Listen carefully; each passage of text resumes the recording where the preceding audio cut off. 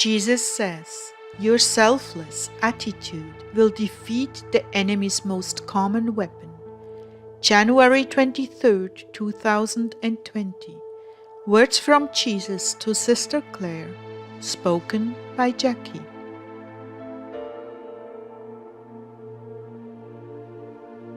Clare began. Thank you, Lord, for bringing us together, a beautiful, harmonious group. Surely I've never experienced anything as sweet as people that love you. Thank you so much, Lord. And truly this is the sweetest part of community. But as we all know, it isn't always this way. We all get tired and sometimes impatient or short with one another. And Satan is always standing by with his lying demons to make us contentious or resentful and turn us against one another. What happens when someone says or even feels badly in the company of his or her brothers and sisters?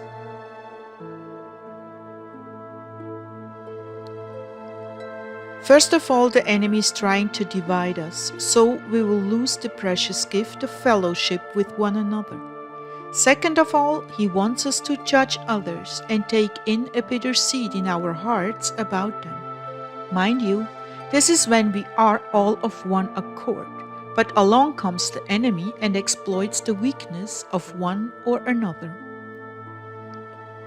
My precious ones, we have to be smarter than Satan and more self-controlled, filled with brotherly love, even looking ahead at what could happen to disrupt things and planning for it in advance.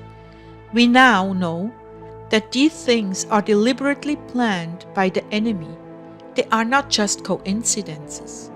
Lord, have you something to share with us?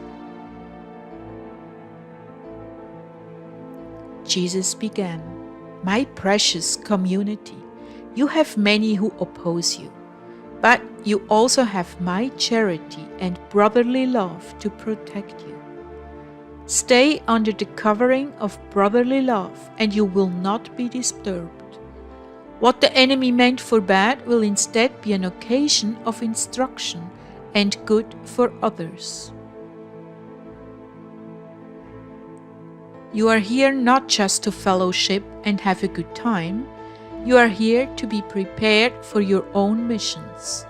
And as you watch Mother Clare make both good and bad decisions, you are learning what you may expect to happen later on in your missions. There is no weapon against brotherly love. The enemy is at a loss when each of you love your brother and sister more than you love yourselves. When you are looking out for the good of the community, you will spot areas of weakness that the enemy may be waiting to exploit. If your mind is on yourself, your comforts, your choices, your privileges, you may miss the weak spot and become a victim to it. But your selfless attitude will defeat the most common of the enemy's weapons, selfishness and self-serving, symptoms of pride.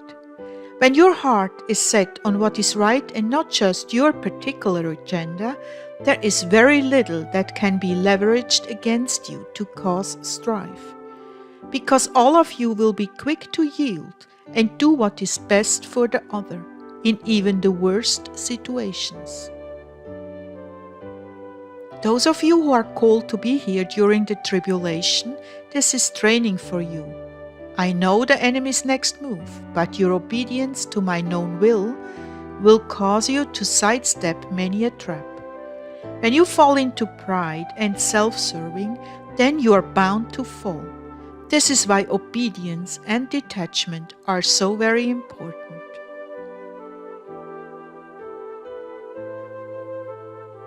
In my Father's last message, He spoke to you about doing what is right for no reward at all, or even in spite of the sacrifices you will have to make. He also told you that you will not always know why He does things the way He does, or even what fruit can be gleaned from your sacrifices. When your heart is satisfied totally by knowing you have done His will, you cannot be led off track. Live to do my will, dear ones. Make that your full-time preoccupation, and you will have peace so deep the enemy will not be able to take you over and ruin what I have for you. Find your joy in this, dearly beloved brides, and you will scale the highest mountains with little effort. I love you. I am with you in this endeavor. Be strong. Control that urge to get upset or to judge. Put it away from you. Renounce it and embrace brotherly love by showering others with your understanding and patience.